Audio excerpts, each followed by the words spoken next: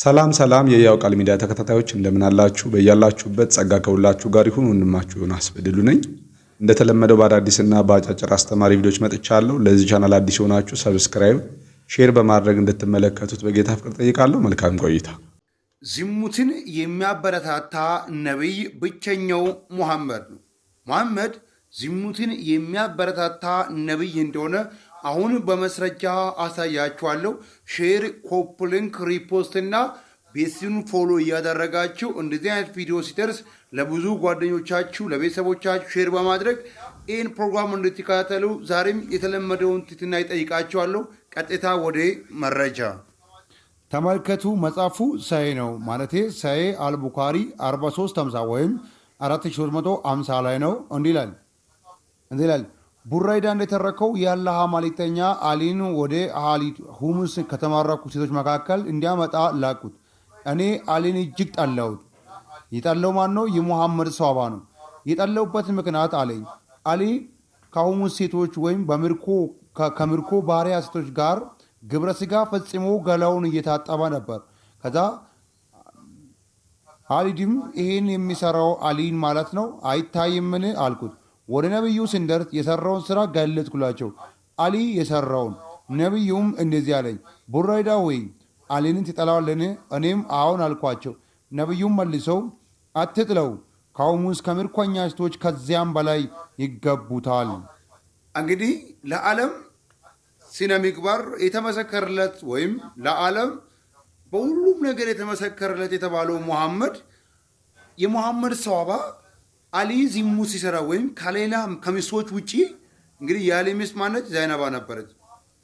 ግን ከሌላ ፋጡማ ነበረች፣ ይቅርታ፣ ከሌላ ሴቶች ጋር ውስብ ሲያደርግ አይቶ አይ አሊ ጠለን ስነ ምግባሩ በጣም ያስጠላል ብሎ ሙሐመድ ሲያወሩ አይ ችግር የለውም ከሴቶች ጋር ዝሙት ማድረግ አትጥሉታል፣ ከዛም በላይ ቢታደርጉ ችግር የለውም። ምን ዝሙትን ማለት ከሚስቶች ውጪ እንዲፈለጋችሁ ዝሙት ብታደርጉ ችግር የለውም ማላቸው ሙሐመድ ማለት ነው። ይሄ ነብይ ነው። መጽሐፍ ቅዱሳችን ግን ይላል ወደ ሴት አታመንዝር እንደተባለ ሰምታችኋል። እኔ ግን እላችኋለሁ ወደ ሴት ያየ በልቡም የተመኘ ያን ጊዜ አመንዝሯል አለ። ወዳጄ ልንገር፣ እንደዚህ አይነት ነብይም ሐዋርያም አስተማሪም ፈጽሞ የለም።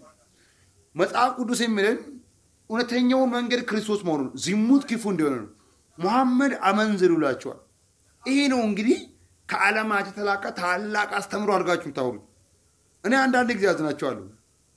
በእውነት ህይወት ሊሰጥ የሚችለው መድኃኒት መስጠት የሚለው እናንተንም ገነት ሊያመራ የሚችለው ብቸኛው መንገድ ኢየሱስ ነው። አመንዝር ወይም ዝሙት ስራ የሚል ነቢይ አይደለም። በኮሜንት እየገባችሁ ክርስቶስ እውነተኛ አምላክ ነው ያላችሁ ጻፉ። ተባረኩ። አሜን አሜን። ወንድማችን ይሄ ልጅ መቼ ነው ወንጌል የገባው? ግን በጌታ ስም የሚገርም ልጅ ነውና የሚደንቅ መልእክቶችን የሚያስተላልፈው ከወንጌል ጋር ያነጻጸረ ማለት ነውና በእውነት በጣም ብዙ ሰዎችን እየተናጠቀ ያለ ወንድም ነውና እንደዚህ አይነት እየበረበረ የሚያመጣቸው በቁርአን ውስጥ ያሉ አደገኛ ነገሮች ያስገርሙኛል። እና እግዚአብሔር ዘመኑን ይባርክ። በእውነት ይህንን ወንድም በምትችሉት መንገድ በጸሎትም ቢሆን በምንም መንገድ ብታግዙት እኔ እንደወንድም ደስ ይለኛል። እግዚአብሔር በዚህ አገልግሎቱ እንዲያበረታው ብዙዎችን እንዲናጠቅ ማለት ነው።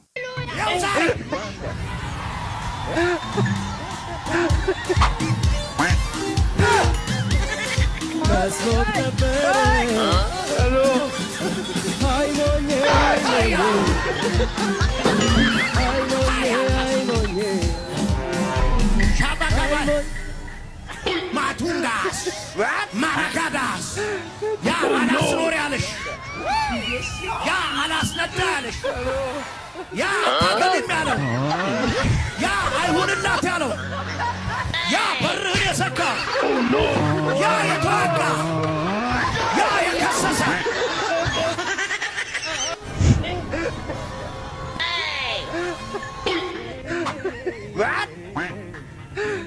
Oh no!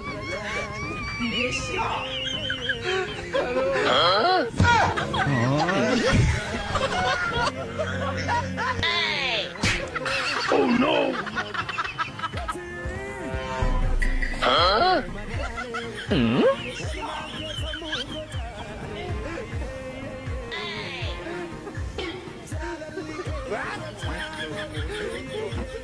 ወንድም ሄኖክ እንግዲህ ያው እንደ ልቡ የሆነ ነብይ ነውና በቃ ቸርች ውስጥ ደስ ያለውን ነገር ነው የሚያደርገውና አንዳንድ ጊዜ የሚያደርጋቸው ነገሮች ደግሞ መንፈሳዊ ትርጉም የላቸውም። እውነት ለመናገር ባለፈው አሁን በገመድ መድረክ ላይ ሲዘል ነበርና ያን የተዘለለበትን ገመድ ሚስጥሩን ብታውቁ እያሉ አንዳንድ ሰዎች ሲያወሩ ነበር። ምንም ይሁን በቃ ምንም ይሁን በምንም አይነት መንገድ መድረክ ላይ የእግዚአብሔር ሕዝብ በተሰበሰበበት መድረክ ላይ ሊደረግና ሊሆን የማይገባው ነገር ነው እየሆነ ያለውና ስርዓት ያስፈልጋል እኮ ነው። አውደ ምሕረቱ የእግዚአብሔር ነው ሊነገርም የሚገባው በስርዓት የእግዚአብሔር ቃል ነው። በቃ ሰዎች ቁጭ ብለው የእግዚአብሔርን ቃል ሰምተው የሚታነጹበት ወደ መንፈሳዊነት የሚያድጉበት እንጂ እንደ ልብህ ስጋህን ደስ እንዳሰኘ እንድትዘልበት እንድትሯሯጥበት ኳስ እንድትጫወትበት አይደለም። ስለዚህ አንዳንድ ጊዜ የምናደርጋቸው ነገሮች እንደ ባለ አእምሮ ቢሆኑ መልካም ነው ብዬ አስባለሁ። ብዙ ሰዎች ሆስፒታል ዞሮ ከጨረሱ በኋላ ለመሞከር እዚህ ይመጣሉ። ሆስፒታል አትሂዱ እያልኳችሁ አይደለም። የናዝሬቱ ኢየሱስ በአካል በምድር በነበረበት ዘመንም የሕክምና ስርዓት ነበረ።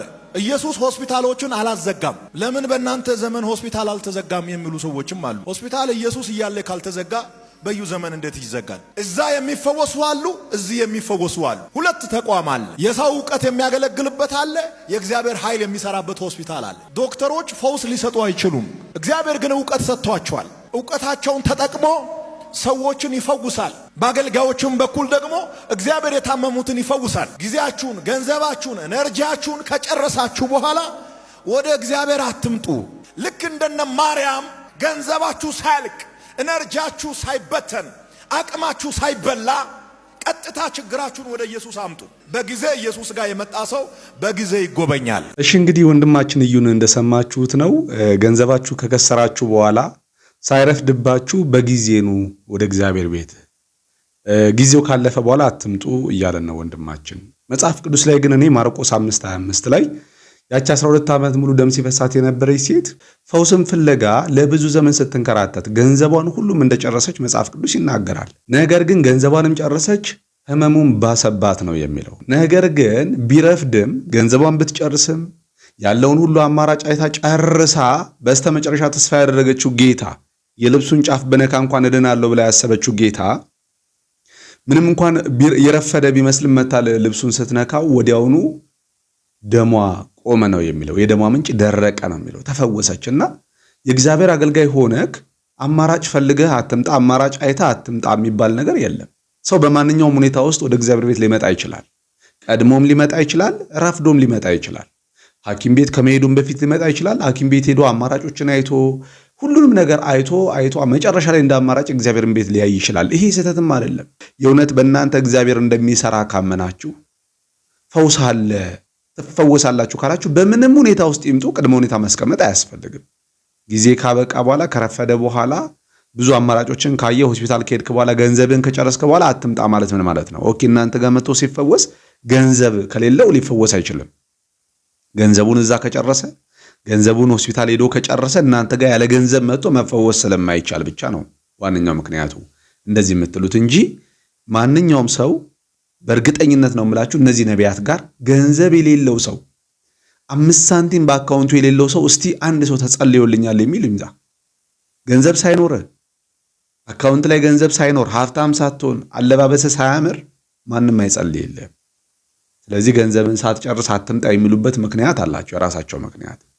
ጌታ ግን እንደዛ አይልም። በማንኛውም ሁኔታ ውስጥ ኑ፣ ጌታ ኢየሱስ ክርስቶስ ይፈውሳል። እግዚአብሔር አምላክ ፈዋሽ አምላክ ነው እና እንደዚህ እያደረጉ ነው ብዙዎችን የሚያወናብዱት ማለት ነው። እና በምን አይነት ሁኔታ ውስጥ ሊሆን ይችላል፣ ግን በስተመጨረሻ ጌታ ይፈውሰኛል ብለው በልቡ ካሰበው ወደ እግዚአብሔር ቤት መምጣት መብቱ ነው ብዬ አስባለሁ። ክርስቶስን መውደድ አጥንት ውስጥ መግባት አለበት። ክርስቶስን መውደድ ልብ ውስጥ መቃጠል አለበት። ስጋ ቢፈርስ አይፈርስም ልብ ውስጥ ከሆነ። ደጅ ከሆነ ግን ይሄ የተላጠ ቀን አብሮ ነው የሚወድቀው። ልብ ላይ ከሆነ ግን ይሄ ቢፈራርስ፣ ይሄ ቢከብርም ቢዋረድም ውስጥ የተቀመጠ ነገር መቼም ነው። ኢየሱስ እንደሱ ነው መሆን ያለበት። አልቲሜትሊ እግዚአብሔር የተደሰተው በኢየሱስ ነው። አምላክ ሆይ አለ እነሆኝ ፈቃድን ልፈጽም መጥቻለሁ። ምንድን ነው የእግዚአብሔር ፈቃድ? ኢየሱስ በመስቀል ላይ ሞቶ ሰው እንዲድን እሱን ለማድረግ መጥቻለሁ። ጮክ በሉና ኢየሱስ ያድናል በሉ።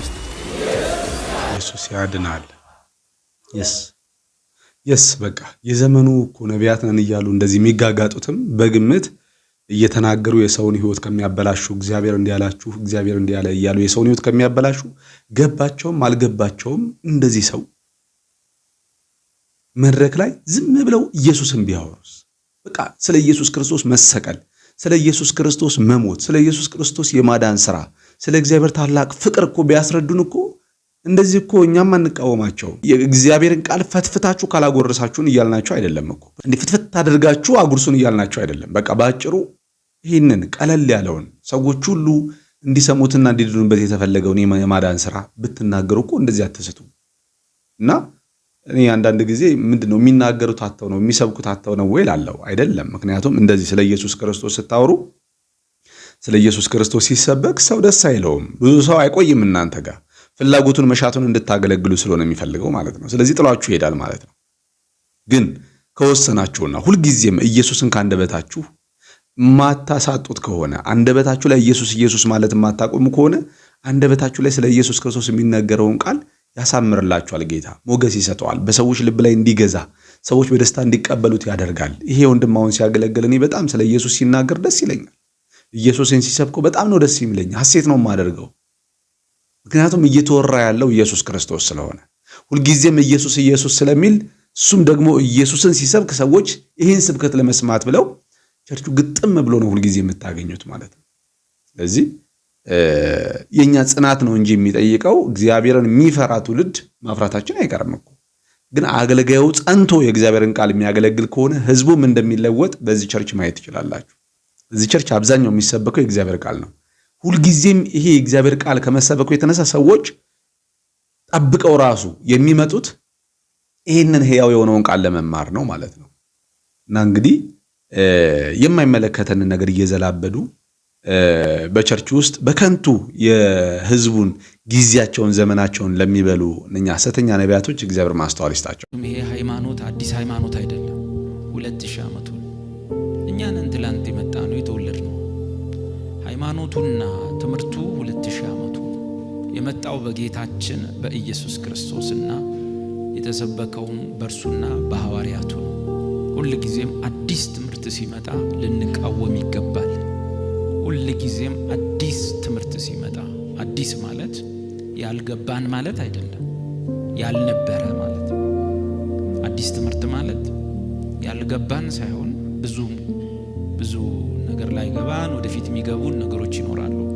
ግን ያልነበረ በኢየሱስ በሐዋርያቱና የቤተ ክርስቲያን አባቶች በሚባሉት ቤተ ክርስቲያን መልኳ ሳይጠፋ ሳትከፋፈል ካቶሊክ፣ ኦርቶዶክስ ሲሰነብት ጴንጤ፣ ፕሮቴስታንት ደግሞ ያው ቆጥራት ጨርሰው በየአይነቱ እንዲህ አይነት ነገር ሳይመጣ በፊት የነበሩትን አባቶች ነው አባቶች ያልኳቸው።